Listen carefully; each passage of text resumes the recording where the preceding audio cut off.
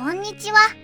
今回は鬼滅の刃柱稽古編第2話への視聴者の反応をご紹介します。このチャンネルでは最新アニメの視聴者の反応や感想をご紹介しています。みんなの解釈や考察を知るとアニメ視聴の楽しみが増えると思いますので、ぜひチャンネル登録をお願いします。それでは最後までお楽しみください。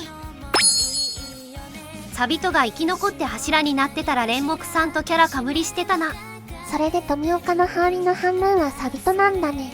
サビトが生きていたら何万手ぐらいだったんだろう。炭治郎ナチュラルに狂ってる。炭治郎の頭の中はどうなってるんや。陰気屋のとこによいては送ってくるなよな。炭治郎何言ってんだ。いい話なのにギャグに。炭治郎はなんでサビトって呼び捨てしてんの？あの頃のママ幽霊の姿として開口してるから。ソウルメイトだから。義勇優しいな。ざるそば普通に食った。ユーモアのセンスがよくわからない。やっぱギャグシーン多いな鬼滅。というかこの後からドシリアスで、これが話し合える最後の時間だからな。結局付き合ってくれる。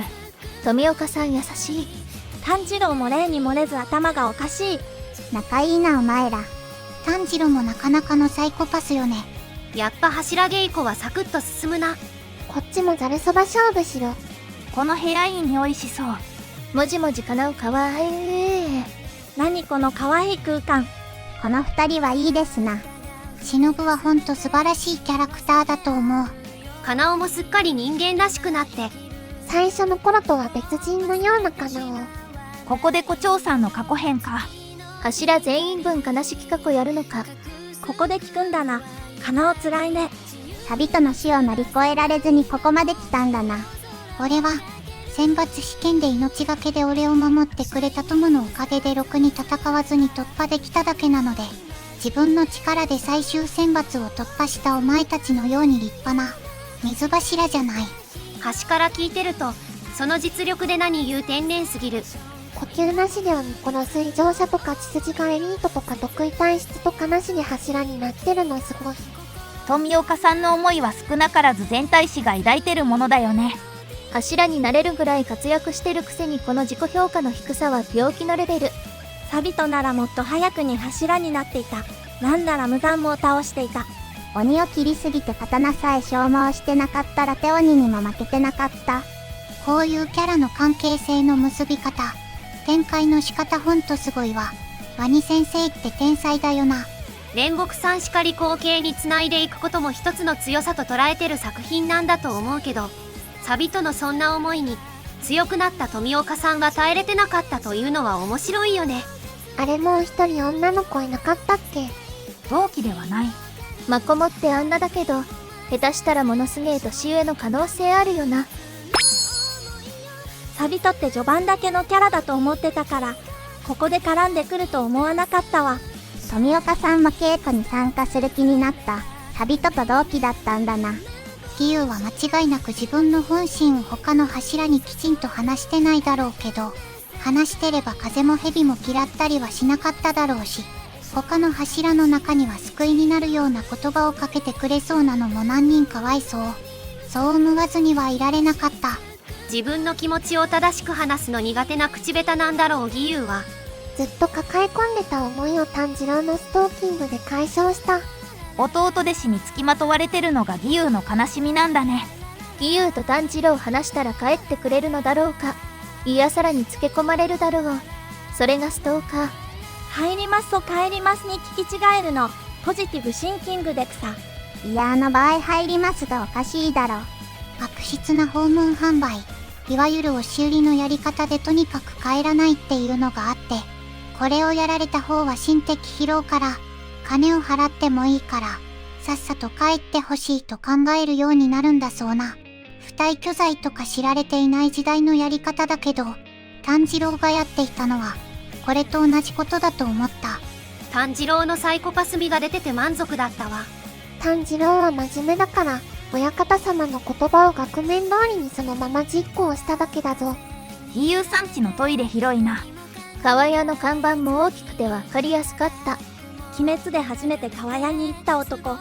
直前の火事の里編で恋柱の過去を見てるせいで、相対的に水柱の方がまだ悲壮感ある。みつりちゃんとはベクトルが違うからな。親族殺された勢と比べるとになっちゃう。サビトが言う水の呼吸かっこいいな。進撃の巨人だからな。鬼をこの世から駆逐するとか言ってほしい。サビトの水の呼吸が小さく細くて、オープニングの水柱義勇の水の呼吸の勢いや凪の強さと全然違って切なかった。あれでも義勇にとってはサビトは永遠に眩しい存在なんだろうな。しのぶちゃんのビキビキ笑った。それにしても玉代様は美しかったな。玉代も忍も同類だな。上品で女っぽいけど怖い。もじもじかなお可愛すぎるだろ。カナオスカート短い。一体何が？あのメガネ、やりやがったな。未来につなぐ不滅の絆。富岡義勇さんにとってのつたこ姉さんとサビと、炭治郎にとっての煉獄さん。肉体は滅んでも、思いはそれぞれの心の中に生き続ける。義勇さんと炭治郎が膝を合わせるくらいに近かった距離が、炭治郎の四脚未章で柱を隔てるようになり、襖を隔て、しまいには別々のカットで描写されてしまう流れは面白かった。まあ痛みなくして成長はなしというし、サビとやかないから託されし者みたいな。王道の流れ好きね。やばいやばい。秒で終わっちゃった。しかも、煉獄さんの神経、義勇さんのパン、あたりで終わるのかと思ったら、しのぶちゃんまで来て、もう半泣き。日曜日の夜にこんな情緒不安定にされたら、眠れない。おお、鬼滅のエンディングめちゃいいし、まるでインディーズ時代のラルクを感じさせるじゃん。エメの時もそうだったけどエンディングのが好きかもしれない。梶浦由記との相性バッチリすぎる。鬼滅のオープニング見ていて、今回で富岡さん、イクロさん、品津川さん、胡蝶さん、姫島さんと柱全員登場したんだよな、と感動。そして煉獄さんだけ右側を向いているんだよな、と涙。それにしても無限上編はもしかしたらかまぼこ隊なのかな。エンディングも最高。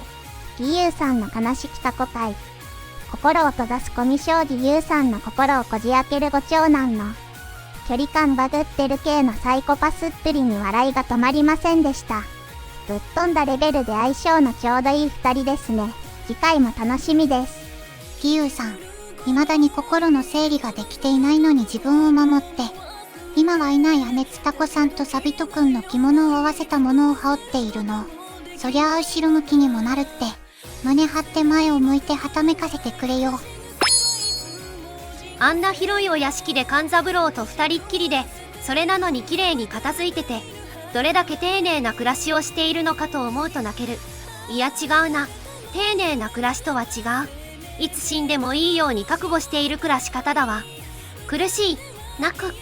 孤高の天才。いやいや自虐の鬼義勇さんかい。決して折れない小木柱炭治郎ストーカーのおかげで、ご飯食べたり風呂入ったり、トイレくんだって当たり前のことに感心。サビトとの回想での笑顔が眩しい。葵ちゃんのそっとしておく発言で、一般論を語るのもうまい。サビトの思いと炭治郎のしつこいくらいの根気とストーカー行為で義勇さんの情復活、孤独を貫いてたのは柱に引け目を感じていたからで、実力は腐っても柱級だから堂々としてて良いと思う。カナオも表情がすごく柔らかくなったし、上シャマの声もマッチして可愛すぎかって。義勇さんのお蕎麦早食い対決。原作を読んだ時、これが見れるのは数年後と楽しみにしていました。炭治郎のストーカーぶりが原作よりパワーアップしていて大笑い。リアタイして、その後すぐに原作と見比べながら見て、朝起きてまた見ました。この回は10回以上は見ます。富岡に会いに行く富岡はサビトの友人だったの巻。葵にそっとしておいてという助言をもらったのに、富岡に対して無遠慮にグイグイ行く炭治郎が面白い。ここでサビトとつながるのは意外だったな。にしてもこのタイミングで柱じゃないとか言い出す富岡は、だいぶ難ありよね。炭治郎はきっと匂いで本音を見抜いているから、くじけず根気強く義勇につきまとったんだろうな。一見サイコパスっぽく見えたけど、最後は炭治郎の蕎麦早食い競争という謎の提案すら受け入れる義勇。炭治郎と義勇は根の素直さとか天然さ、鈍さとか似てる。この師弟コンビかわいい。右半分を姉つた子の形見の色付きの無地で、左半分を親友サビトの形見の亀甲柄で仕立てた形見代わり。二人の形見を引き継いだのはなぜ？もう忘れたふりはやめて。辛いのはわかってる。でも二人はもういない。臆病なお前らしいけど、誰が繋いでいかなきゃいけないかはもうわかってるはず。最後までご視聴いただき、ありがとうございました。皆さんのご感想や注目ポイント、考察などありましたら、コメントで教えていただけると嬉しいです。このチャンネルでは、最新アニメのみんなの反応や感想をご紹介しています。様々な考察や多様な意見を聞くと、これまでなかった視点が増えて、アニメ視聴の新しい発見があるかもしれませんので、ぜひ、チャンネル登録とグッドボタンをよろしくお願いします。それではまた次回の動画でお会いしましょう。